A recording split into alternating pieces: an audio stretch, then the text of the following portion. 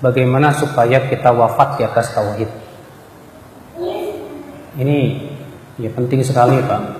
Maaf, pembahasan tauhid ini memang harus panjang Pak. Mudah-mudahan Bapak nggak capek nih duduknya nih Pak. Ya.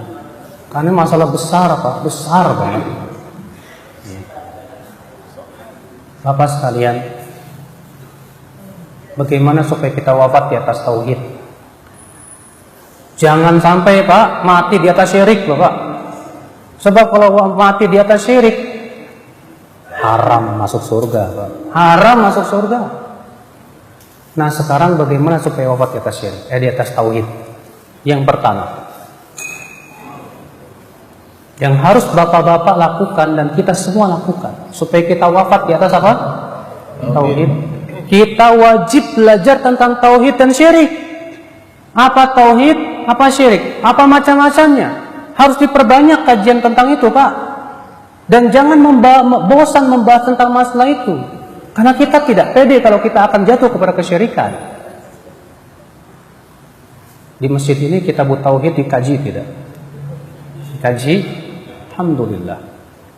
Sebab porsi tentang pembahasan tentang tauhid ini harus terus Pak, difahamkan betul tentang hakikat tauhid supaya umat jauh dari kesyirikan. Sebab ketika seseorang telah berilmu tentang tauhid, insya Allah dia akan tahu dan paham ini tauhid, ini syirik besar, ini syirik kecil. Dengan seperti itu dia akan jauhi insya Allah biiznillah. Beda dengan orang yang tidak tahu syirik, tidak tauhid, tidak tahu tauhid Pak. Orang yang tidak tahu itu biasanya akan sangat dekat untuk jatuh kepada kesyirikan Pak. Maka pelajari tauhid, pelajari apa? Syirik. Para dai hendaklah mereka berusaha memfokuskan dakwah kepada tauhid. Karena itu dakwah para nabi dan rasul. Bahkan Rasulullah SAW ketika mengutus para sahabatnya untuk berdakwah, yang Rasulullah nasihatkan kepada mereka, yang pertama kali dakwahkan apa? Tauhid. Lihat ketika Rasulullah mengutus Mu'adz ke Yaman. Apa kata Rasulullah kepada Mu'adz? Innaka ta'ti qauman ahlal kitab. Falyakun awwala ma tad'uhum ilaih syahadat la ilaha illallah. Wa fi riwayatin ila ayyuhidullah. Sesungguhnya engkau akan mendatangi suatu kaum dari kalangan ahli kitab. Maka hendaklah yang pertama kali kamu dakwahkan sampai mereka mentauhidkan Allah terlebih dahulu. Itu dulu. Bukan Ustaz, kita kan mendakwai kaum muslimin. Ya masalahnya kaum muslimin banyak yang tidak paham tauhid, gimana? Masih jatuh kepada kesyirikan. Penting untuk kita dakwahkan dulu ini. Fahamkan. Nah ini Pak, cara yang pertama supaya kita wafat di atas tauhid, pelajari tentang apa? Tauhid dan syirik. Pelajari macam-macam syirik supaya kita terjauh dari kesyirikan. Yang kedua Pak, supaya kita wafat di atas tauhid, apa itu Pak? Jauhi menyelisihi perintah Rasul. Sebab orang yang menyelisih perintah Rasul dan terbiasa dengan menyelisih perintah Rasul, lama-lama nanti diseret kesyirikan. Coba baca saja firman Allah dalam surat Al-Ahzab. Falyahdharil ladzina yukhalifuna an amri an tusibahum fitnatun aw yusibahum adzabun alim. Hendaklah waspada. Apa Allah mengatakan apa? Waspada orang-orang yang menyelisihi perintah Rasul untuk ditimpa musibah atau ditimpa azab yang pedih. Coba Pak, Allah di sini mengatakan orang yang menyelisihi perintah Rasul akan ditimpa antara salah satu dua, ditimpa fitnah atau ditimpa azab yang pedih. Bapak tahu fitnah apa? Imam Ahmad berkata al-fitnatu hiya syirk awil kufur. Yang dimaksud dengan fitnah dalam ayat ini kesyirikan atau kekafiran. Seseorang menyelisihi perintah Rasul dijadikan oleh Allah hatinya condong kepada kesyirikan dan kekafiran. Hati-hati. Jangan kita terbiasa menyelisihi perintah Rasul. Iya. Semua yang diperintahkan Rasul kita ucapkan apa? Sami'na wa ata'na. Ini jiwa seorang muslim. Iya, walaupun memang sih Pak, Siapa sih muslim yang tidak pernah berbuat maksiat? Kalau kita sekali-kali berbuat maksiat karena terbawa oleh hawa nafsu dan syahwat, tapi segera taubat kepada Allah, Allah maafkan insyaallah. Asal ketika menyelisih perintah Rasul itu jangan ada niat sengaja menyelisih perintah Rasul. Kalau udah ada niat seperti ini bahaya besar, Pak. Bahaya besar. Ya. Masalahkan di kalangan kaum muslimin sendiri, Pak, banyak yang nggak suka sunnah Rasul. Banyak yang berusaha mematikan sunnah Rasul. Ya, banyak, Pak. Ada yang mengingkari hadis, katanya hadis itu nggak perlu, cukup Quran. Coba bayangkan kalau Al-Quran tanpa hadis, Pak, gimana nafsirinnya? Bapak mau sholat, emang ada dalam Al-Quran tata cara sholat dari awal sampai akhir? Nggak ada, Pak. Ya.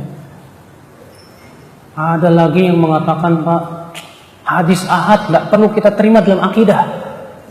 Adapun masalah hukum silahkan. Waduh, ratusan akidah Ahlussunnah banyak yang berdasarkan hadis ahad. Harus ditolakin itu. Mereka yang menolak hadis ahad mengatakan apa? Azab kubur nggak ada, hadisnya ahad. Dajjal nggak ada, hadisnya ahad. Sirat nggak ada, hadisnya ahad. Waduh, berapa banyak akidah yang harus kita tolak, sementara para ulama sudah sepakat akan adanya itu semua. Itu kan namanya, Pak, berusaha mematikan sunnah Rasul Shalawatullahi alaihi wasallam.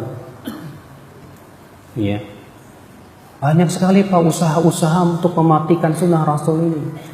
Makanya orang yang menyelisih perintah Rasul diancam oleh Allah dengan salah satu dari dua. Silahkan Bapak pilih yang mana? Ditimpa fitnah atau ditimpa azab yang pedih? Gak mau dua-duanya? Kalau gitu taati Rasul. Taati Rasul. Ya. Yang ketiga, supaya kita wafat di atas tauhid. Supaya kita wafat di atas tauhid, Pak, yaitu kita mempunyai teman-teman dekat kita dari orang-orang yang mentauhidkan Allah. Sebab kalau Bapak berteman dekatnya dengan orang-orang yang mempersekutukan Allah, saya khawatir Bapak terseret kepada kesyirikan. Makanya jadikan teman-teman dekat Bapak yang ada di sekeliling Bapak, yang Bapak curhat sama dia dan Bapak dekat dengan dia, hanya orang yang mentauhidkan Allah saja, Pak.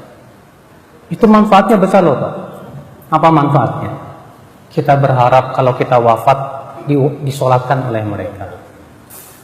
Sebab Rasulullah memberikan jaminan, siapa yang wafat dan disolatkan oleh 40 orang, dan 40 orang ini tidak mempersekutukan Allah subhanahu wa ta'ala dan mentauhidkan Allah, maka itu akan mendapatkan apa? Syafaat pada hari kiamat. Jaminan. Masya Allah. Makanya kan penting kita punya teman-teman yang mentauhidkan Allah. Mudah-mudahan ketika saya wafat disolatkan oleh teman-teman saya yang mentauhidkan Allah Jalla Jalaluhu. Manfaatnya apa lagi, Pak?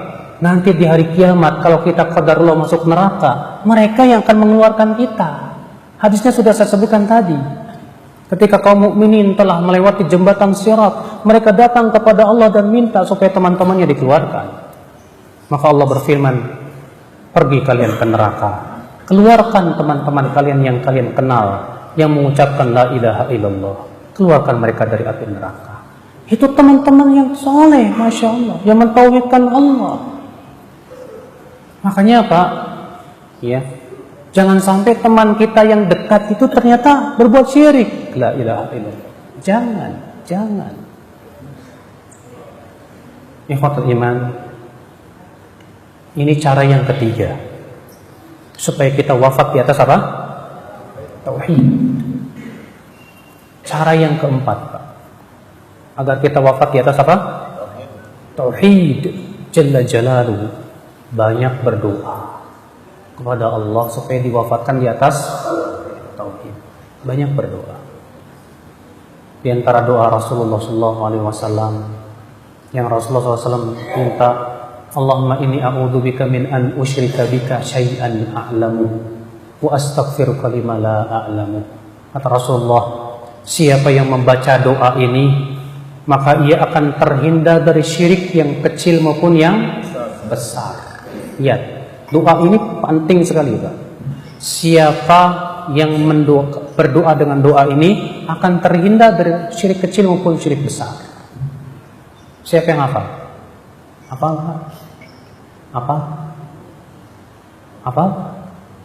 Nggak ada yang hafal? Ya Allah. Allahumma inni a'udzubika min an usyrika bika syai'an a'lamu wa astaghfiruka lima la a'lamu. Ini penting banget loh doa ini, Pak. Supaya dihindarkan dari apa? Kesyirikan, yang kecil maupun yang besar.